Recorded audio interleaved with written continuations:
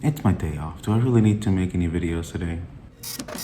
Yes, I do. And I'm going to be giving you some quick tips, debunking myths, and everything in between. So that's what's going to happen today. We're going to have breakfast together. So stick around because that is coming up right now. So yes, it is my day off. I usually don't take days off, but here we are. I'm making my pancakes, which stand at about 365 calories with 58 grams of protein. So eat your heart out. And I'm gonna have it with my low-calorie, sugar-free pancake syrup. I get the Hy-Vee brand because it's cheaper and it's only 10 calories per 2 tablespoons. So to get started, one of the things that people say is that you can't eat salty foods, it's bad for you, you're gonna get fat, whatever. Now, salt was made a long time ago to preserve your food, etc., etc. It gives taste to your food, and yeah, could it have some conditions that it can cause, like medical conditions? Yeah, possibly. Yeah, correct. Like high blood pressure. But as far as weight gain, it does nothing. No, I guess let's be more specific. Salt makes you retain water. Water has weight. So if you're retaining water, you will look heavier on the scale. So if you stand on the scale, you'll think you'll gain weight, and it's probably just water weight, as many people say. What do you do for that? You just drink more water, and then all that water will flush out. So yeah, it's not counterintuitive to drink more water, you're gonna weigh more. No, all that water is gonna get all that excess water out of your system. Plus, you need to drink water anyway, so it's okay to have some water weight. What we need to worry about is eliminating fat, not just overall weight. We have to know what we're eliminating, because at the same time, we could also be eliminating muscle. We don't want that. Another thing that people say is that we need to have foods that burn fat. It's been already proven that there are no foods that burn fat. And you can look at whatever studies you want, but foods don't actually burn fat. Now, there are foods that can speed up your metabolism. There are foods that are heavier in volume and can make you feel more satisfied. And by eating those foods, you'll end up eating less calories. But yes, there are no foods that actually burn fat. What I would suggest is having an idea of what your calorie intake would be to be able to burn fat or gain weight or whatever it is you want to do. And with that in mind, just stick to that. And then start off with just to get an idea, learn what the foods are that have the lowest calorie with the greatest amount of volume. After that, of course, you have to start implementing your protein, and you should have no problem from there. And don't neglect the other macronutrients, which are carbs and fat. They're all good for you. I have a video that I made in which you should be able to look at my playlist, which show the importance of all the macronutrients. So again, if you're looking for foods that burn fat, one, these items are probably, the people are lying to you, and they're gonna charge you a lot of money for things that you don't even need. Maybe you've heard this one before. Oh, no. I don't wanna lose weight. I'm fine with my weight. I just wanna tone up. What do you think people mean by that? For a while, I thought I understood, but there is no actual meaning to that. So usually what they mean is they want to look more lean, more muscular, which tends to happen when you lose body fat. Now, the reason people don't want to admit to this is because they say, oh, I don't want to lose weight because they think they're heavy. I don't want to lose fat, and it makes them think they're fat. Most of us have more body fat than we want or need anyway. So the moment you come to terms with the fact that we all have extra body fat that can be burned, with the exception of some of you who are really lean, but once you accept that, like, it's not going to bother you anymore. Toning up, what I imagine people are referring to is that they want to look like their muscles are closer to their skin, there's less body fat, and with those things, you need to be in a deficit, which means a calorie deficit.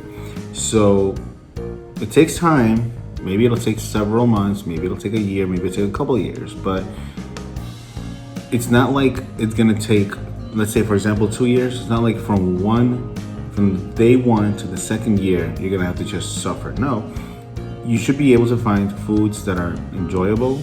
You should be able to see your results as time passes, because in 2 years, the amazing results will come out. And little goals here and there will be reached between now and then. So you don't need to worry about going in there and staying in there in this mode where you're just grinding and you're being a monster or a robot with no feelings, not going out with friends because you don't want to cheat on your diet. whatever the case is, you should be able to enjoy it.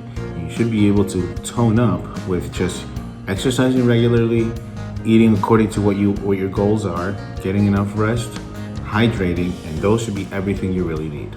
So something people have actually asked me, and it is, do you have to count calories to be in a deficit? Of course not. You counting has nothing to do with what you're eating. However, you are more aware of whether or not you're in a deficit by counting it. You don't have to do this forever. You can just train for a little bit, and then as you get used to it, you see what 100 grams of rice is, 4 ounces of chicken is. And whatever the case is, you start applying. Maybe it'll take a few weeks, maybe it'll take a couple of months, but eventually you'll be free of it and you'll be compliant to what you need to do. You don't have to count it anymore.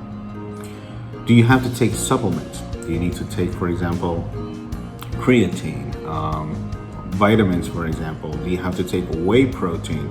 Well, supplements are just to help you with your diet. So just doing or taking these things are not going to give you the body you need.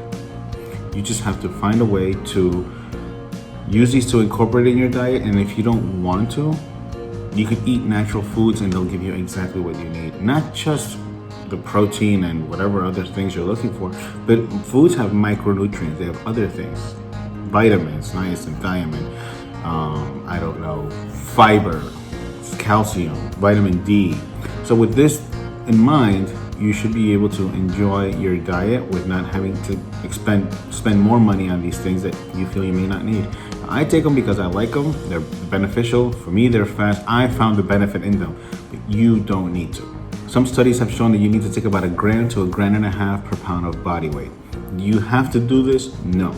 But eating as much protein as possible and including protein in every single meal you have does help you recover muscle, build muscle, everything you need as far as muscle goes.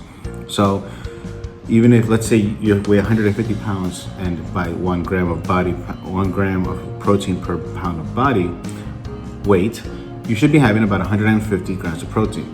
Does this mean that if you eat 125 grams of protein, you're not doing well? You're only 25 grams short. Honestly, just eat as much as you can. And the next day, you might do better. And if you don't, the next day.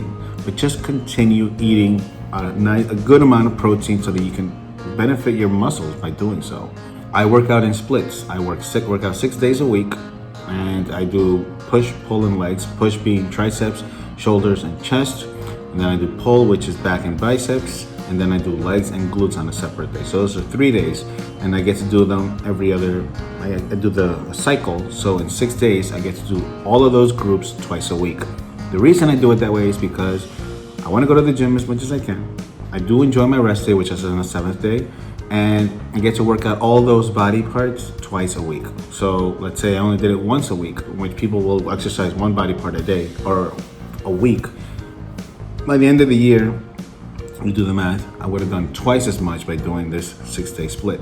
Do you have to? No, you don't have to do it that way. Do you have to do it push, pull, and legs? No, you don't. You can do whatever you want. And of course, we don't always have 6 days a week to do exercises. Sometimes I can't do 6 days a week. But my method, my strategy has worked for me, and what you feel will work for you, you need to keep doing. With that in mind, don't let other people influence you.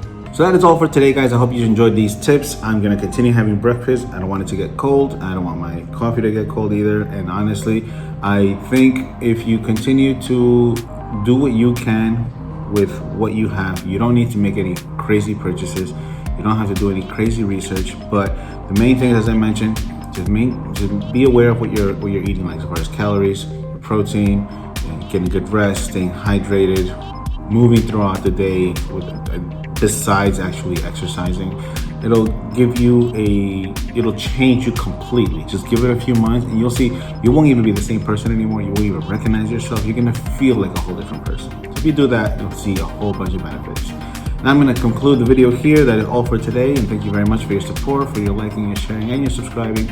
Anytime you have any questions, please feel free to put them in the comment section below, and I'll be happy to answer those. If you have any suggestions for videos, I'm also willing to take those in consideration. With that in mind, everyone, if you do more, you will be more.